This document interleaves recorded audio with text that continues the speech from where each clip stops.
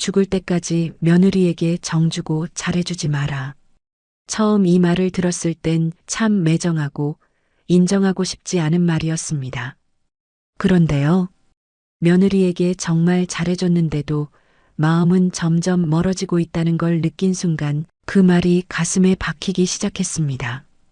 혹시 이런 생각 해보신 적 있나요? 내가 며느리한테 딸처럼 잘해줬는데 왜 며느리는 나를 자꾸 밀어낼까? 몸 아파도 내색 안 하고 며느리 힘들까봐 부엌에도 못 들어오게 하고 반찬은 항상 넉넉하게 좋은 것만 골라 싸보냈습니다.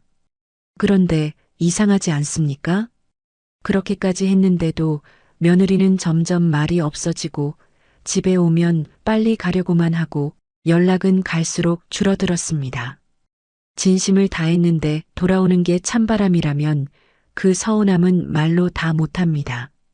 밤에 잠자리에 누워 천장을 보며 내가 뭘 잘못했나 하고 곱씹다 보면 서러움에 눈시울이 뜨거워지기도 합니다. 어머니, 저희 이제 가볼게요. 쉬세요.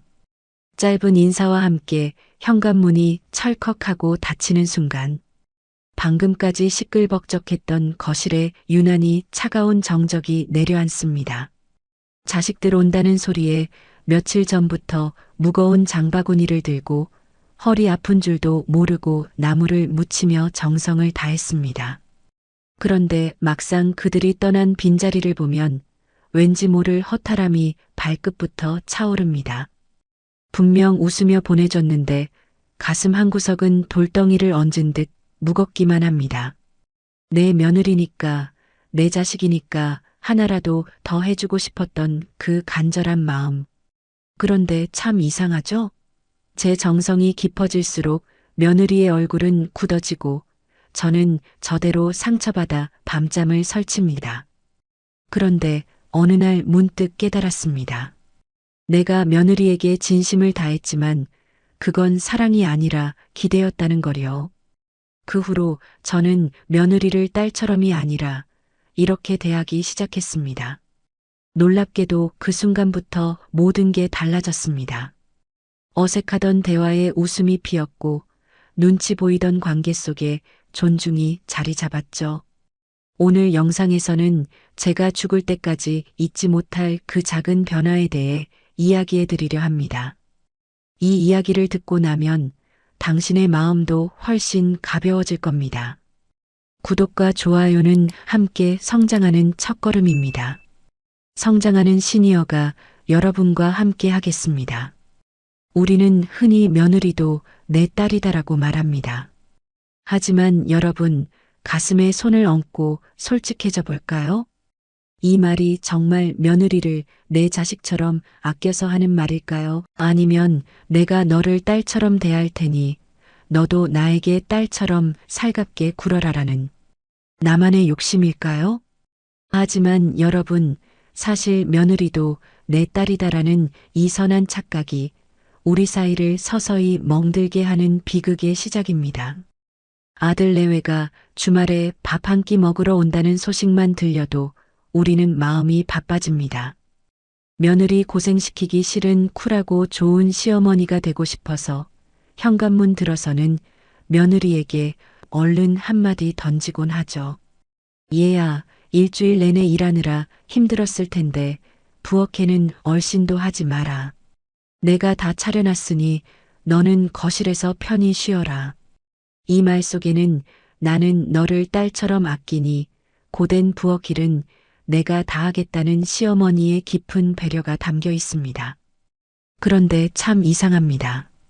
내 입으로 쉬라고 해놓고 거실 소파에 가만히 앉아 있는 며느리의 뒷모습을 보면 속에서 천불이 납니다. 내가 쉬라고 했다고 정말로 엉덩이 한 번을 안 떼네? 예의상 한 번은 들어와서 돕는 신용이라도 해야 하는 것 아닌가 하는 생각에 남을 묻히는 손에 잔뜩 힘이 들어갑니다. 급기야 요즘 애들은 참 버릇이 없구나. 괘씸하다는 마음까지 듭니다. 여러분, 이게 왜 괘씸한지 아십니까? 우리가 며느리를 진짜 딸로 생각하지 않기 때문입니다. 진짜 내 딸이 소파에서 쉬고 있으면 어이구, 우리 딸 피곤한가 보네 하고 안쓰럽거나 정보기 싫으면 와서 수저라도 놔야 되는 거 아니야? 하고 시원하게 소리라도 칩니다. 하지만 며느리에게는 그러지 못합니다. 정작 내 입으로 얘야, 좀 쉬어라 말해놓고도 정말로 소파에 앉아 쉬는 며느리가 괘씸해지는 건 사실 우리가 며느리에게 말하지 않아도 내 속마음을 알아맞혀봐라 하는 세상에서 가장 어려운 시험 문제를 던져버렸기 때문입니다. 정답 없는 문제를 내주고는 며느리가 맞추기만을 기다리며 혼자 서운해하고 있었던 것입니다. 며느리 입장에서는 거실에 앉아 있어도 가시방석입니다. 시어머니 눈치를 보느라 쉬는 게 아닙니다. 이제 그만 좋은 시어머니라는 무거운 가면을 벗어던지세요. 며느리는 결코 딸이 될 수 없습니다. 며느리를 딸이라 부르며 온 마음을 내주는 순간 돌아오지 않는 진심은 결국 서글픈 원망이 되어 우리를 서운함만 가득한 초라한 어른으로 만들 뿐입니다. 며느리를 거리감 있는 귀한 손님으로 딱 인정하세요.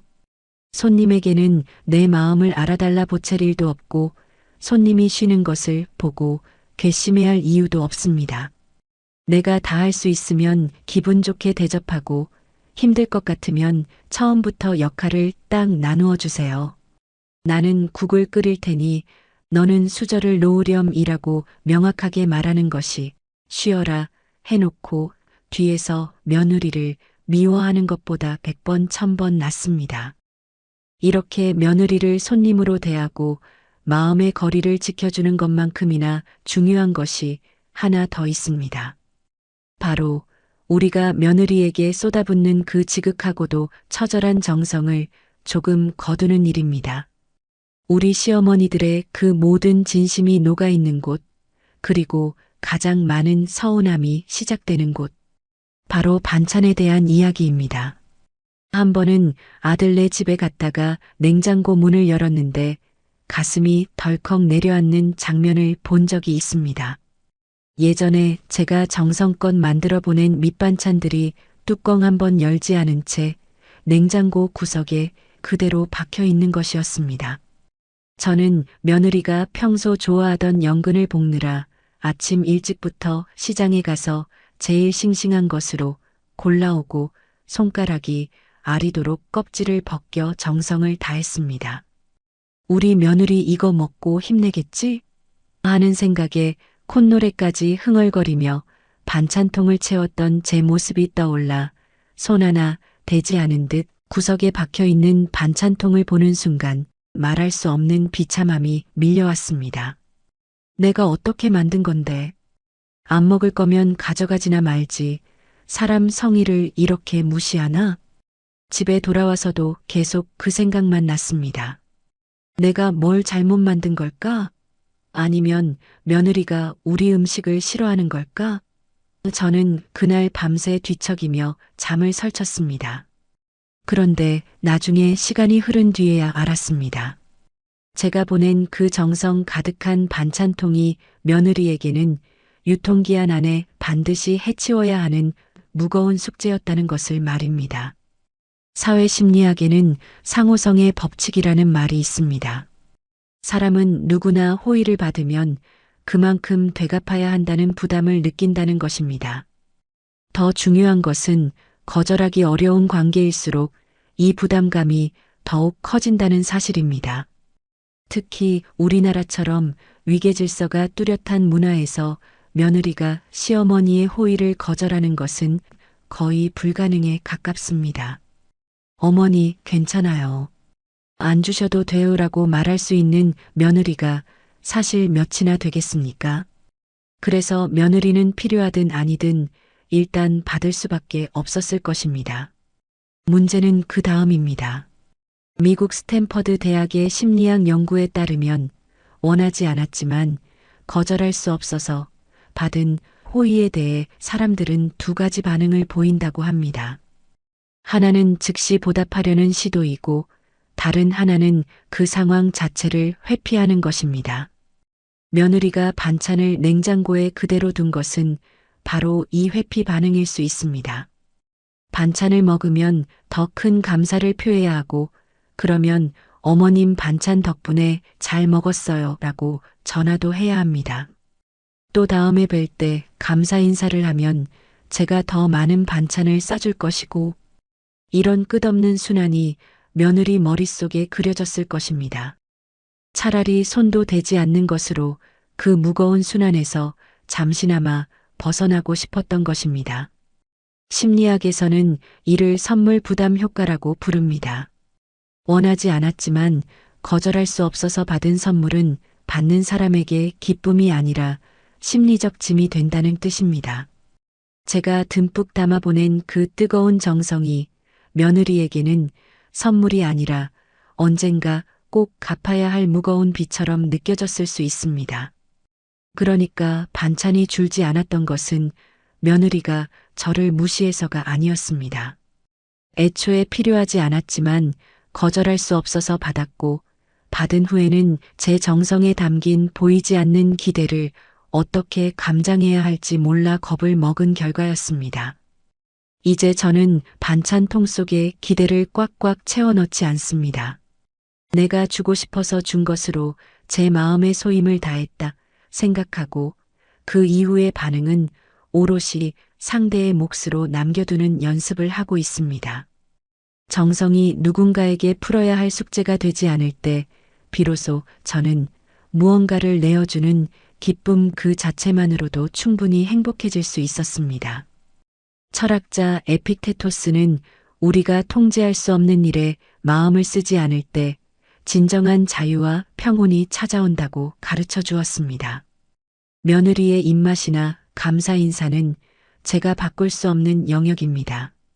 결국 제가 깨달은 진실은 이것입니다.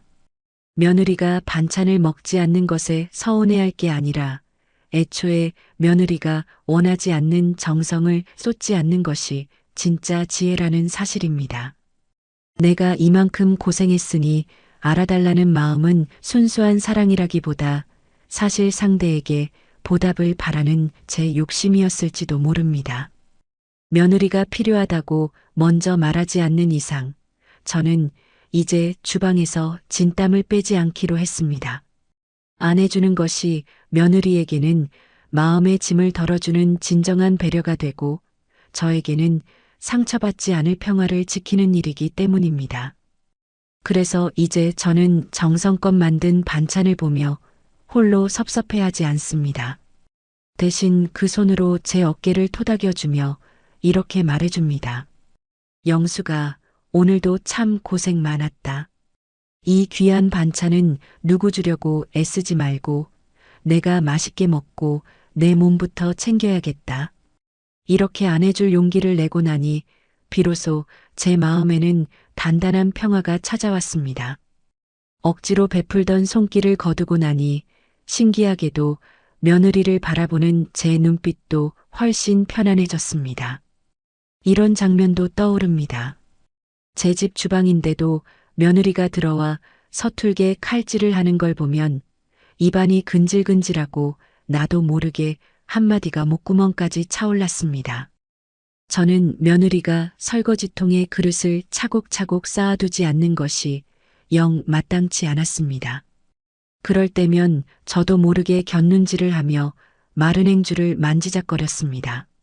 답답한 마음에 결국 행주를 뺏어들며 내가 할 테니 너는 나가서 쉬어라라고 말하곤 했습니다.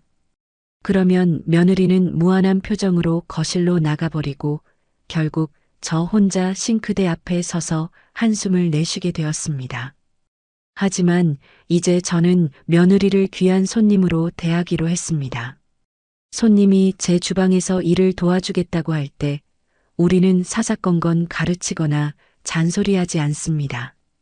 조금 서툴더라도 도와줘서 고맙다고 말하며 그저 지켜볼 뿐입니다. 제가 며느리에게 정을 듬뿍 주고 내 방식대로 가르쳐 보려던 그 욕심을 툭 내려놓자 참 신기한 일이 생겼습니다. 그토록 거슬리던 며느리의 서툰 칼질이 그저 나를 도와주려는 손님의 정성으로 편안하게 받아들여지기 시작한 것입니다. 며느리가 차려준 밥상이 제 마음에 쏙 들지 않으면 좀 어떻습니까? 그저 귀한 손님이 차려준 고마운 대접이라 생각하니 사사건건 지적하고 싶던 마음도 내심 기대했다, 서운해하던 마음도 눈 녹듯 사라졌습니다. 철학자 키케로는 노년의 가장 큰 자산은 마음의 여유라고 말하며 사소한 일에 매달리지 않는 태도가 삶을 품격 있게 만든다고 강조했습니다. 이제 저는 그 완벽함의 굴레를 조용히 벗어 던졌습니다.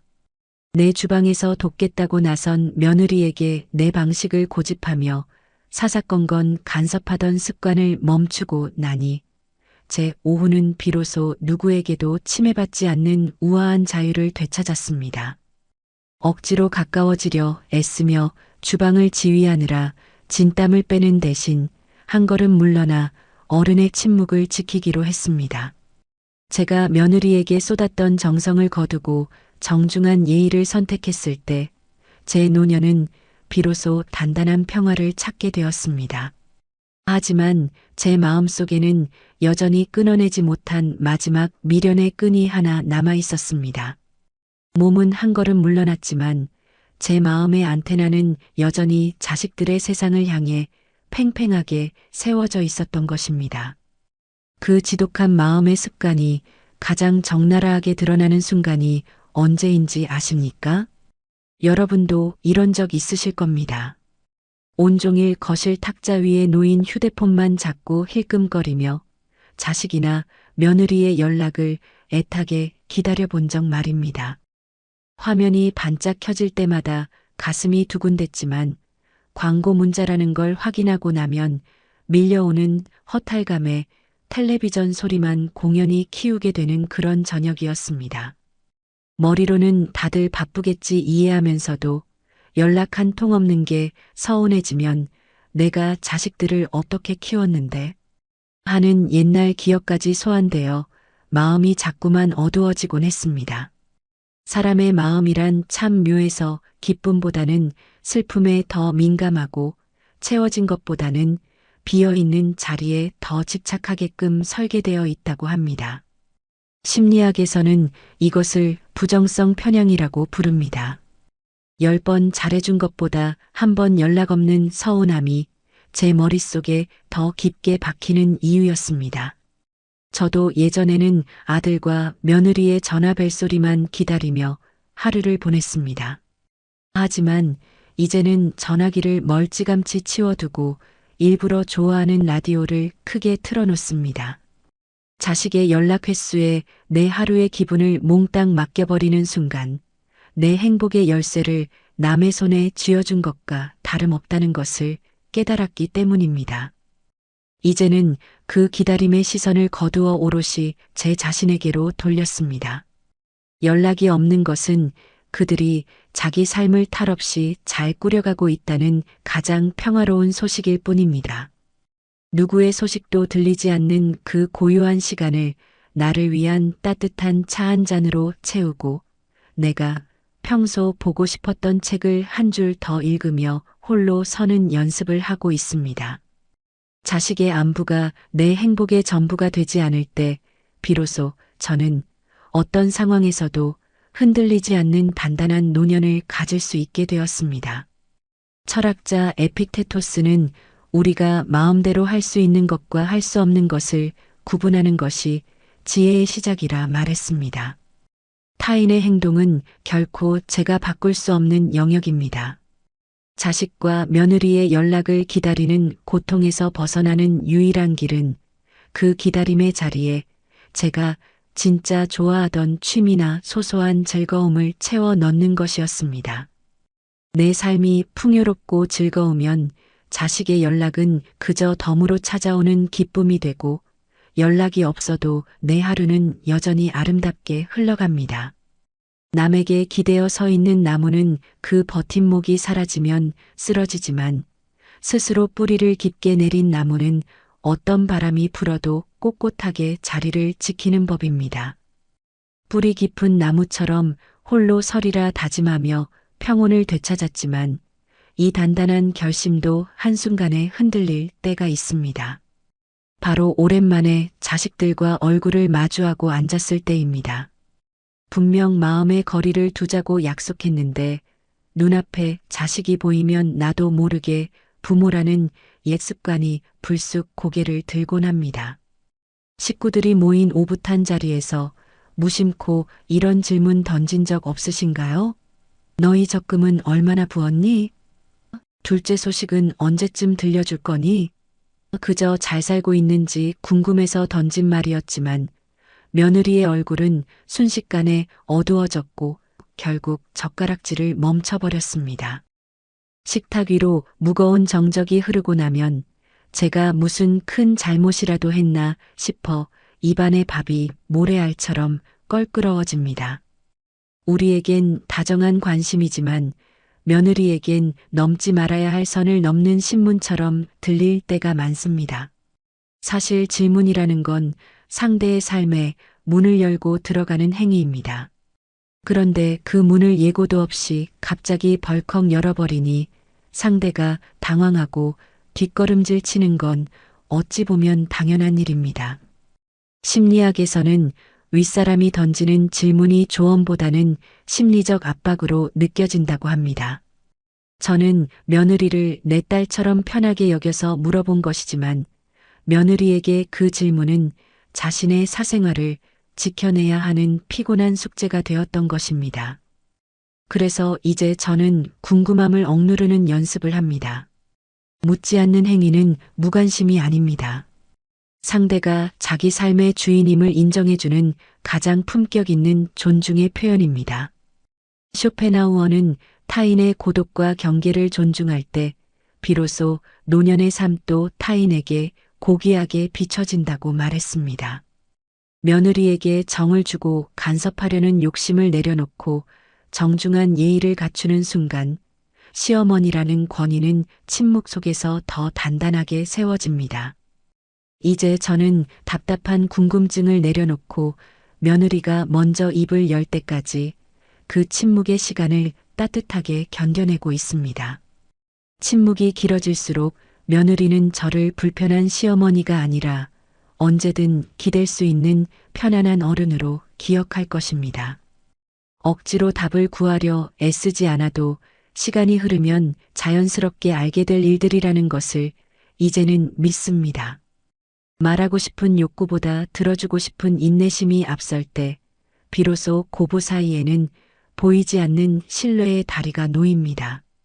질문을 줄인 자리에 따뜻한 눈길을 채워주니 저의 배려가 며느리의 마음속에 깊은 울림으로 남고 있습니다. 손님을 대하듯 정중하게 침묵을 지키는 것, 이것이 제가 며느리에게 줄 수 있는 가장 깊고 성숙한 사랑입니다. 하지만 우리가 꼭 기억해야 할 현실이 하나 있습니다. 어른으로서 침묵하며 거리를 두는 여유도 사실은 내 노후를 스스로 책임질 수 있는 경제적 자립이 뒷받침될 때 비로소 흔들리지 않고 지켜지는 법입니다. 주변에서 마음 아픈 이야기를 참 많이 듣습니다.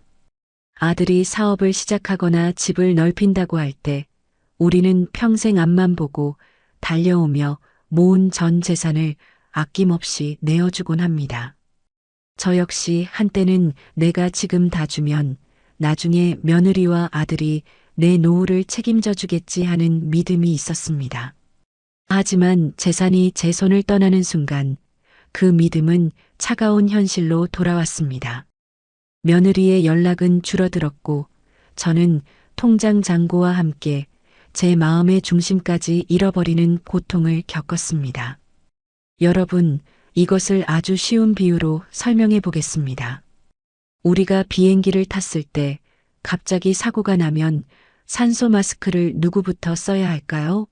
정답은 나부터입니다. 내가 먼저 숨을 쉴 수 있어야 옆에 있는 자식도 도와줄 수 있기 때문입니다. 노년의 경제권도 마찬가지입니다. 제가 가진 돈은 단순히 숫자가 아니라 제가 끝까지 안전하게 숨 쉴 수 있게 해주는 산소 마스크와 같습니다. 심리학자들은 우리가 돈을 자식에게 다 주는 순간 가족 사이에 보이지 않는 저울이 무너진다고 말합니다. 저울의 한쪽이 텅 비어버리면 관계는 평등할 수 없습니다. 제 주머니가 든든해야 자식 앞에서도 허리를 꼿꼿이 펴고 당당하게 제 목소리를 낼 수 있습니다. 며느리 또한 시어머니가 스스로를 돌볼 힘이 있을 때 비로소 저를 한 명의 독립된 어른으로 존중하고 예의를 갖춥니다. 철학자 에라스무스는 내 인생을 남의 손에 맡기는 것은 아주 위험한 일이라고 경고했습니다. 제가 곳간 열쇠를 꽉 쥐고 있는 것은 며느리가 미워서가 아닙니다.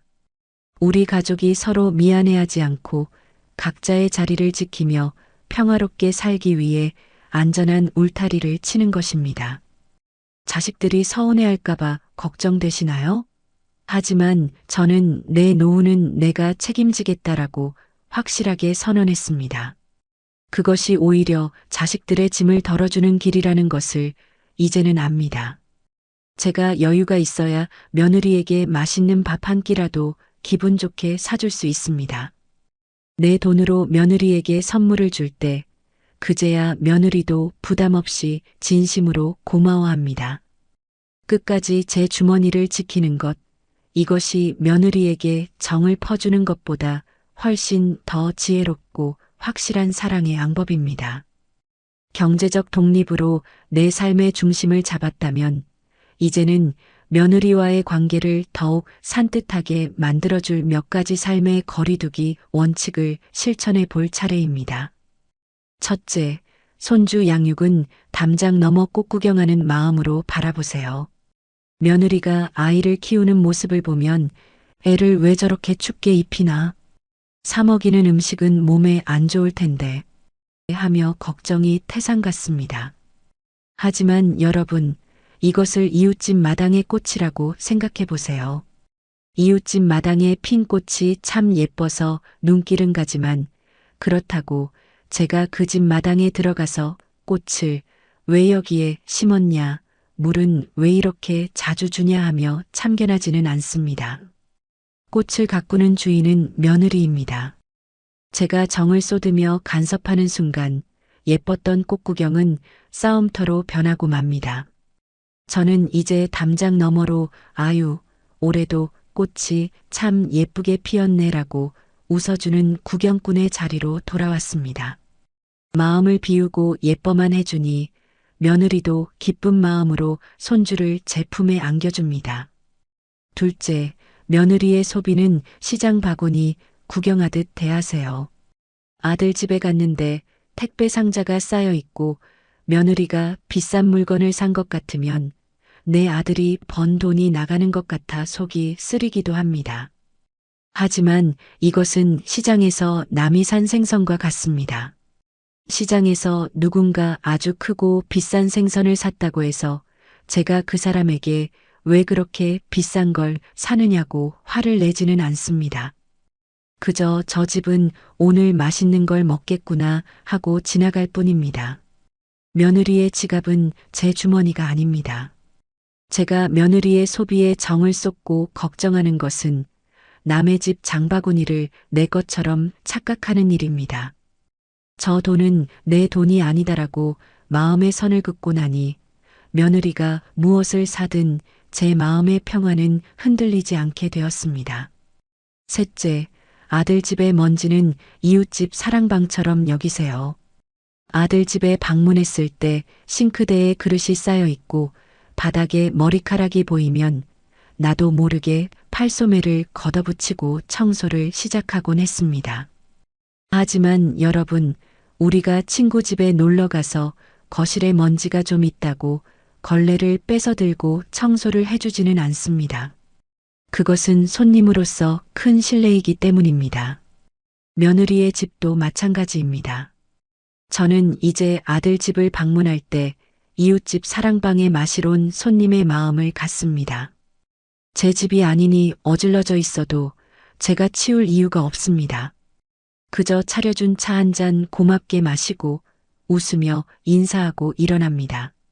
고단함을 자처하며 며느리의 살림을 휘젓는 대신 정중한 예의를 선택하니 며느리는 저를 살림 검사하러 오는 무서운 시어머니가 아니라 언제든 다시 초대하고 싶은 편안한 어른으로 반겨주기 시작했습니다. 며느리에게 존경받는 어른이 되는 법을 깨달았다면 이제는 가족들이 떠난 빈자리에서 찾아오는 나만의 시간을 온전히 끌어안을 준비를 해야 합니다. 가족들이 태풍처럼 한 차례 휩쓸고 지나간 뒤 시끌벅적하던 거실에 홀로 앉아 식어버린 찻잔을 만지작거리는 순간이 있습니다. 저는 예전에 아이들이 남기고 간 흔적들을 보며 마음 한구석에서 올라오는 서늘한 정적을 느끼곤 했습니다. 그 북적거림이 제 인생의 전부라 믿으며 평생을 살았는데 막상 혼자가 되니 제가 누구인지조차 낯설게 느껴졌기 때문입니다. 예전에 저는 혼자 있는 시간을 버려진 시간이나 외로운 시간이라고 생각했습니다. 하지만 이제는 압니다. 며느리와 자식들에게 쏟았던 그 뜨거운 에너지를 이제는 제 내면을 돌보는 데 써야 할 때라는 사실을 말입니다. 철학자 몽테뉴는 사람에게는 누구나 자기만의 뒷방이 있어야 한다라고 말했습니다. 그곳에서는 오롯이 자기 자신과만 대화해야 한다는 뜻입니다.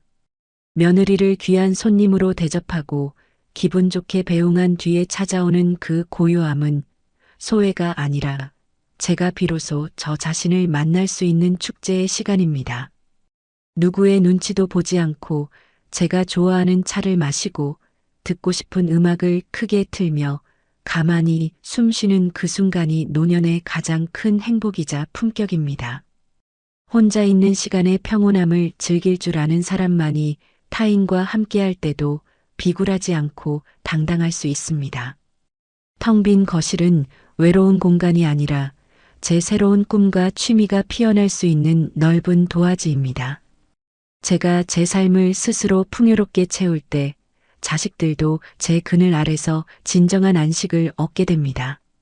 내가 행복해야 자식도 비로소 편안해진다는 이 당연한 진리를 깨닫기까지 사실 우리는 너무나 오랜 세월을 나라는 이름은 지워둔 채 살아왔습니다.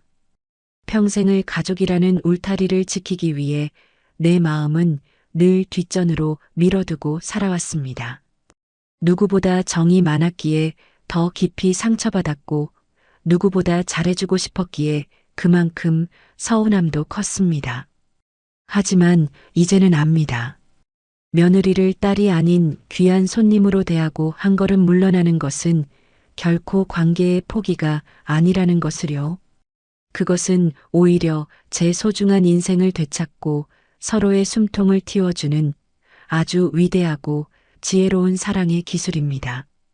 자식이나 며느리의 표정 하나에 일희일비하며 밤잠 설치던 그 고단했던 날들을 이제는 아무런 미련 없이 허공으로 날려보냈습니다. 그들이 저를 대하는 태도가 결코 제 가치를 결정할 수 없습니다. 저는 그 존재 자체로 이미 충분히 고귀하고 훌륭한 사람입니다. 평생 가족들 먹이려 뜨거운 불 앞에서 국 한 사발 끓여내는 게 제 인생의 전부인 줄 알았습니다. 그런데 이제는 그 뜨거운 불 앞을 잠시 떠나 오로지 제 목을 축여줄 향긋한 차 한 잔의 온기를 더 소중히 여기며 살아가고 있습니다. 제가 먼저 제 마음을 채우고 행복해지니 자식들도 제 서운함을 눈치 보지 않고 그 넉넉한 그늘 아래서 비로소 마음 편히 쉬어갑니다. 어쩌면 저는 너무 오랫동안 누군가의 어머니로만 살아서 정작 나라는 사람의 이름을 까맣게 잊고 지냈던 것 같습니다. 이제라도 가슴속에 맺혀있던 서운함이라는 멍을 조금이나마 덜어내고 다시금 가벼운 발걸음으로 내일을 맞이하고 있습니다.